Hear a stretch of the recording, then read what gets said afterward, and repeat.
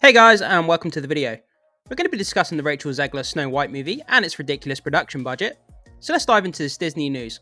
But before we get started, make sure you hit that subscribe button, hit that like button, and stay up to date with all the movie news we have going on around here, guys. So guys, we're going to take a look at this article here from Bounding into Comics. Initial costs for Rachel Zegler's Snow White film are already shockingly high. So a new report details the initial cost for the Walt Disney Company's live-action Snow White film, starring Rachel Zegler and Gal Gadot, came in at $209.3 million.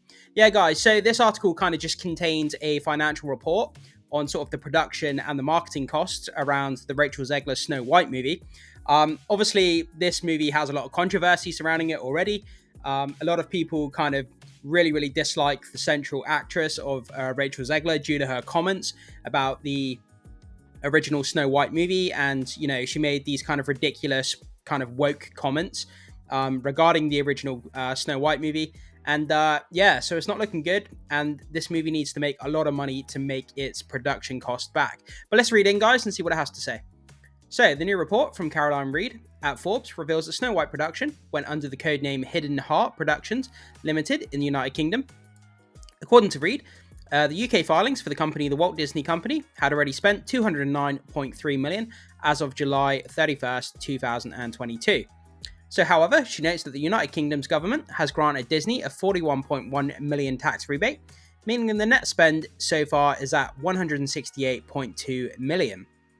So, the key thing to point out here is that these are not just costs through July 31st, 2022, and do not include any production costs incurred after that date.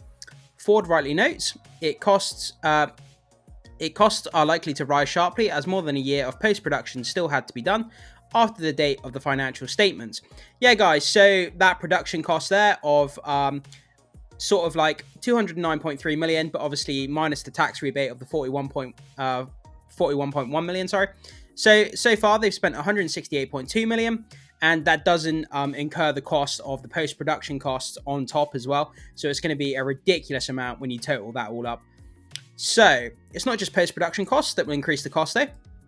We note from earlier this year, they were also doing pickup shots without Rachel Zegler. It's likely those production costs and any more they might have done in the past year will also be included. Reacting to this information, financial and box office analyst Valiant Renegade wrote on X, quote, Rachel Zegler's Snow White looks like it will have a production cost of $300 million. And then obviously we can see the X post there. Guys, this is just absolutely insane. I mean, $300 million for a Snow White movie is just, Disney have an issue of spending way too much money on making these movies. And if you look at the last Disney movie that came out, which was the Little Mermaid movie, I believe it made around $500 million at the box office. So this movie, based on the cost, is going to have to generate sort of $650 million, $700 million, possibly, to make its money back. And based on what The Little Mermaid just made at $550, it's looking unlikely that it's going to make its money back. But Disney's been on a downward trajectory, not only with their live-action remakes. It's been the same on their Disney Plus service with their Marvel and Star Wars shows. So this is looking as though it could be another bomb. So it's quite possible that it could be even higher than the $300 million, given the production costs that were incurred over the last year, as well as any kind of post-production work the film will undergo. Nevertheless, Reed claims, based on these initial numbers, the film will need to gross $336.4 million to break even. However, her calculation does not factor in marketing costs. So yeah, guys, when you have these huge tentpole movies like this from these massive Hollywood studios, you've got to remember the marketing cost on top of the production cost. Marketing can be anywhere from sort of like an extra 100 million, extra 150 million, depending on what movie it is and how much they want to push it. But yeah, marketing costs are like crazy high, 100 million or so.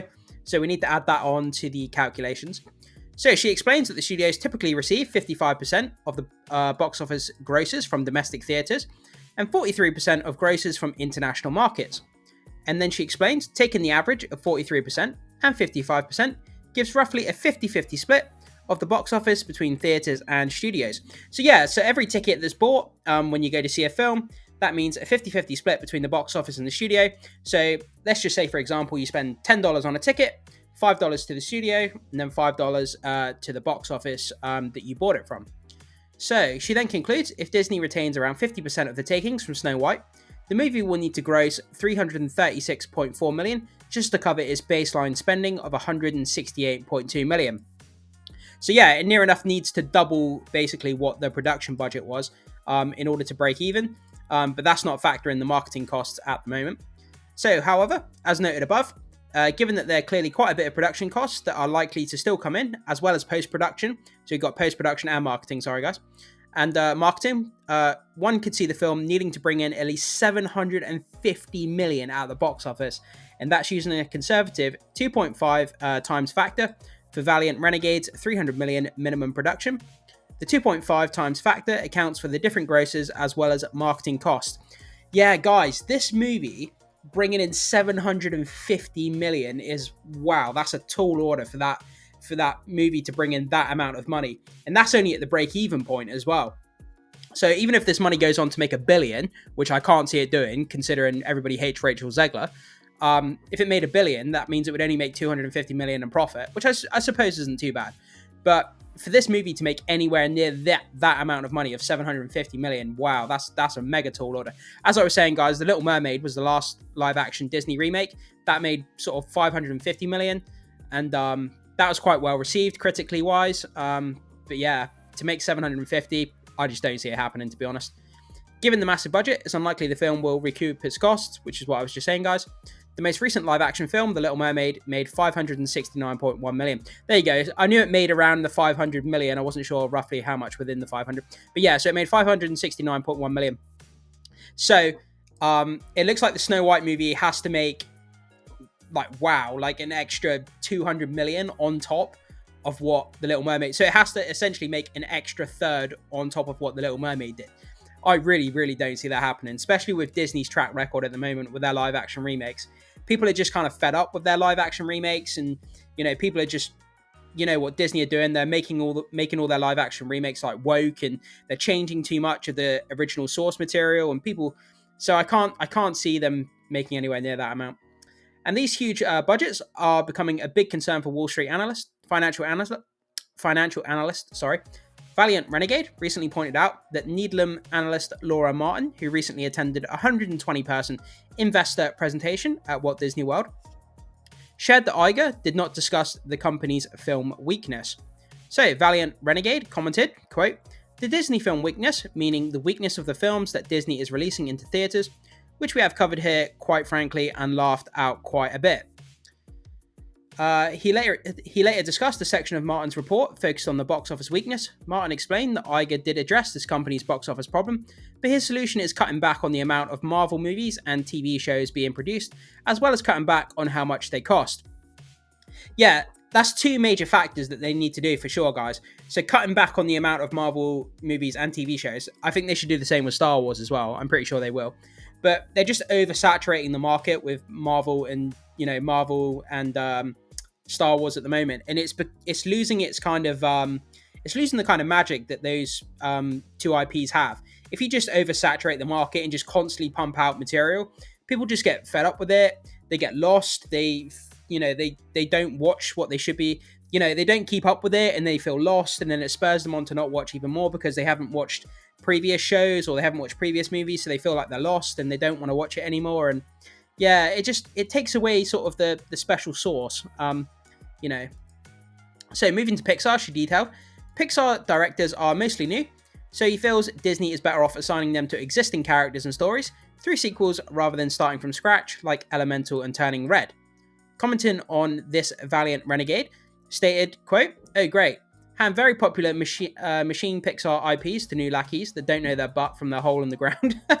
I'm sure that will turn out wonderfully, just like all Disney remakes and sequels and adaptations of the last 2 or 3 years."